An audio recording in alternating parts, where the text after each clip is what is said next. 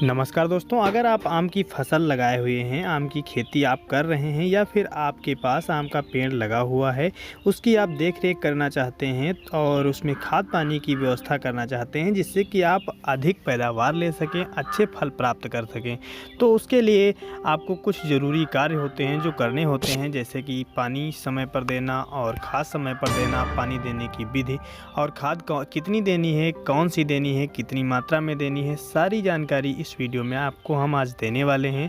तो दोस्तों वीडियो शुरू से अंत तक देखिएगा, स्किप मत करिएगा, पूरी जानकारी इस वीडियो में आपको मिल जाएगी जिससे कि आप अधिक पैदावार ले सकते हैं। आमों की संख्या आपकी जो पेड़ है उसमें अधिक हो जाएगी और अधिक से अधिक पैदावार ले पाएंगे। दोस्तों वीडियो शुरू करने से पहले आप लोगों से अनुरोध है कि अगर आप हमारे चैनल पर अभी तक नए हैं, सब्सक्राइब नहीं किया है, तो नीचे दिख रहे रेड बटन को टच करके सब्सक्राइब कर दीजिए और पास में बने बेल आइकन को भी ऑल पर सिलेक्ट कर दीजिए ताकि खेती और बागवानी से जुड़ी सारी जानकारी आपको समय समय पर मिलती रहे।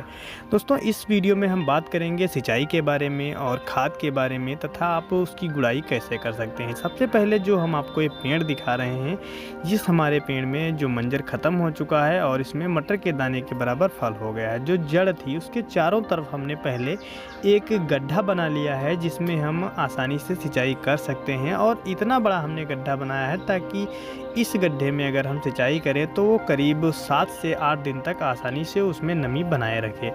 और दोस्तों आपको इस गड्ढे को बनाने में कुछ बातों का ध्यान देना है कि इसको ऐसे बनाना है कि जो जड़ है उससे 1 फीट या 1.5 फीट की दूरी छोड़कर हमें गड्ढा बनाना है।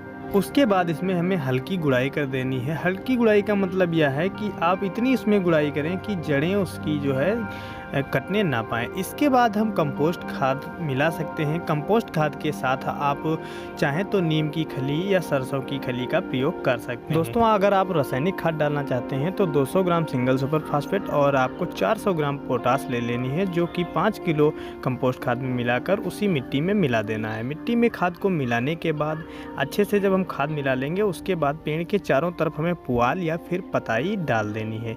इससे क्या होता है कि जब हम सिंचाई करते हैं तो की नमी जो है एक लंबे समय तक बनी रहती है, 8 से 10 दिन तक आसानी से नमी बनी रहे। दोस्तों यह तरीका हम कई वर्षों से अपना रहे हैं। सबसे पहले हम उसमें पताई डालते हैं। पताई डालने के बाद उस पर हम हल्की मिट्टी डाल देते हैं, क्योंकि हल्की मिट्टी डालने से क्या होता है वो पताई यानी पुआल जो हमने डाला है वो अच्छे से दब जाता है, जो कि मिट्टी में मिला रहता है और मिट्टी के साथ रहता है तो नमी बनाने में सहायक रहता है, नमी लंबे समय तक बनी रहती है। उसके बाद पुनः हम हल्का फिर ऊपर पताई या पुआल को डाल देते हैं। दोस्तों ये बहुत कारगर विधि है और कम से कम आपको सिंचाई करनी पड़ेगी। तो दोस्तों जिस प्रकार से आपको हम दिखा रहे हैं, सबसे पहले हमने खाद डाली, खाद के बाद हमने पताई डाली, पताई के बाद हमने हल्की मिट्टी डाली है और फिर हमने पताई डाली है। उसके बाद हम उस पर सिंचाई कर रहे हैं।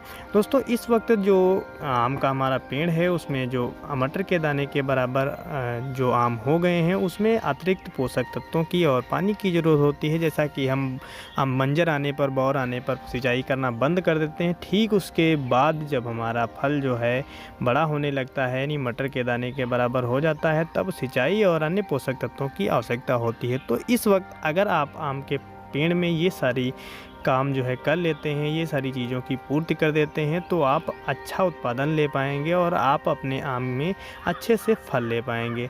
और अगर आपकी फसल में रोग लगने के चांसेस रहते हैं तो आप इस वक्त अपनी फसल पर कुछ कीटनाशक और फफूंदनाशी का भी छिड़काव कर सकते हैं। इसके अतिरिक्त और अधिक पैदावार के लिए आप एक टॉनिक जो प्लानोफिक्स नाम से आती है उसका भी आप स्प्रे कर सकते हैं, जिससे कि जो मटर के दाने के बराबर आपके फल हो गए हैं वो अच्छे से बड़े होंगे और कम से कम झड़ेंगे। प्लानोफिक्स जैसा कि एक टॉनिक का काम करता है और फल ना झड़ने में मदद करता है। जब हम इसका स्प्रे करते हैं तो हमारे जो फल आए हुए हैं वो कम से कम झड़ते हैं। अधिकतर किसान लोग इसका प्रयोग करते हैं, हमने भी 1-2 बार इसका प्रयोग किया, अच्छा रिजल्ट रहता है। इसका वीडियो अगर आप देखना चाहते हैं तो आपको हिंदी स्क्रीन में इसका वीडियो मिल जाएगा प्लानोफिक्स का, उसको भी आप देख लीजिए।